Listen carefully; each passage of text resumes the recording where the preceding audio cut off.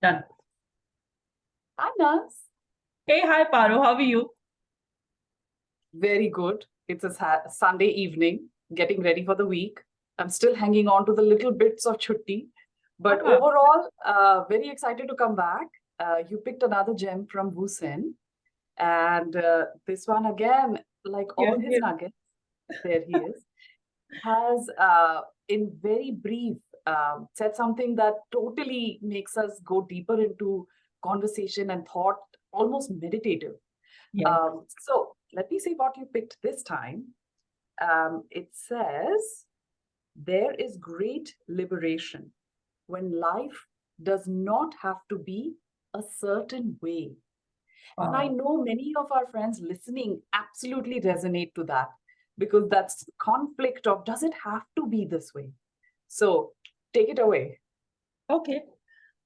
When you want some things to be your way, that means you have some planning that you may have done around your life. And why do we plan? Because it makes us feel secure and it makes us feel that, okay, this is going to be certain of happiness. But I also want you to know that planning is a function of the mind. And Wu Sen, his entire work is about letting go mind, and allowing consciousness to um, to be our guide, right? So when he says there is great liberation when life doesn't have to be a certain way, I think he is talking about just being surrendered to this consciousness that we already are a part of, or that that we that which we already are, right? Just the whole joy and surrenderance. There is great liberation when life doesn't have to be a certain way.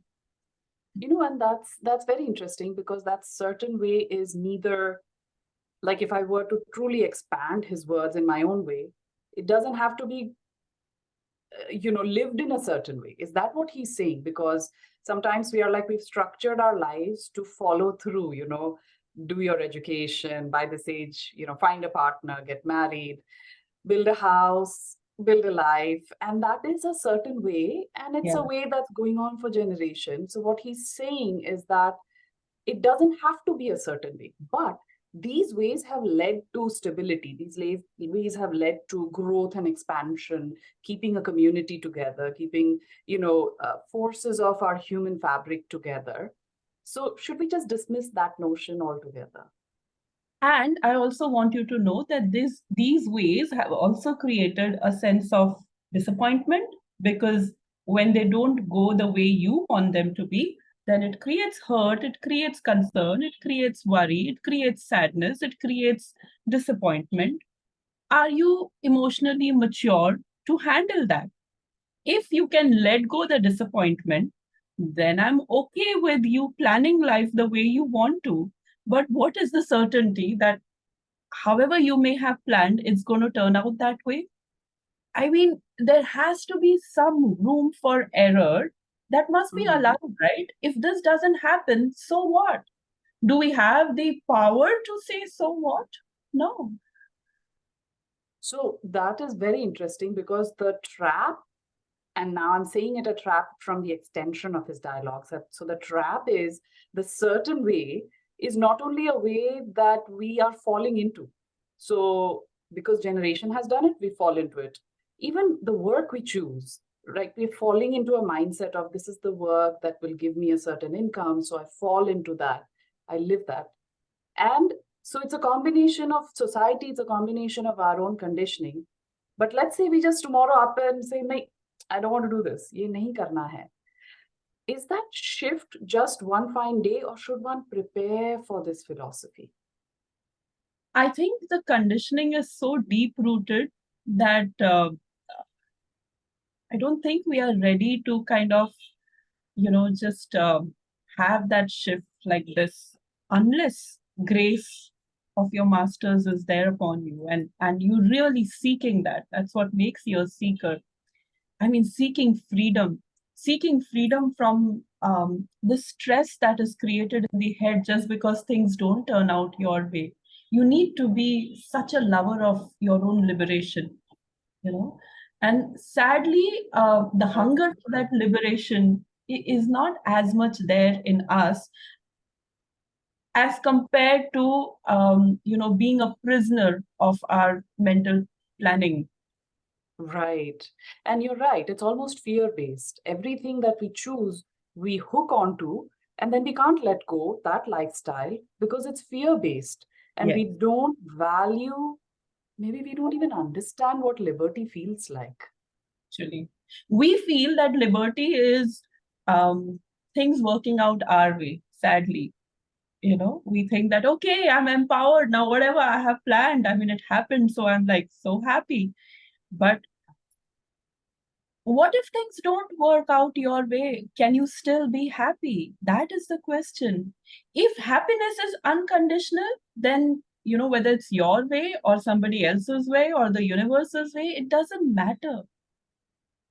So you brought us back to the point that I was trying to make. So if one really has to challenge the notion of set ideology, set lifestyle, following the masses, then we must really prepare to get into that space of understanding what our core happiness is so that no matter which way we go, we are not attached. And we learn to stay within that space of happiness. Yes. Yes. Wow. We really, really need to get into a space where I think the word that comes to my mind is just surrenderance and trust, and believing that life has its own way. And I guess the whole problem is we think that we are separate from life. I mean, we are so much in need to be in control of what's going to happen, as if we are in control of what's going to happen. We're just fooling ourselves. So the whole point is about staying suspended for some time and just say, okay, life, show me what you've got. I think I can trust you. Wow. I think that's a beautiful conclusion. Life, show me what you got. And we show up with the confidence of, staying happy, remaining happy, Yeah. no more preparation for any pivots. Yeah. You know why? Because nothing is as bad as it seems. We have a preconceived notion that if things don't turn out my way, then it's going to be bad. You have already decided that in your head. You have Yeah. already decided how you are going to perceive a certain situation if it doesn't turn out your way. But life is kind. It doesn't want you to suffer. You want yourself to suffer, because that's what the mind wants you to believe in, suffering. There are no suffering, there is only joy, because life knows how to give you joy. And if you surrender to that intelligence, there is going to be joy all over. There already is. Can we see that? Can we see that whether it's your way or not, you already are happy? Wow. I think that really summarizes that Yes, piece where he's stressing that the great liberation is knowing that you are already happy. you How already are. you live, yeah, is not the reason you're happy. You're already happy. And so you trust life further. Exactly. Wow. Any final nugget word you want to leave us with?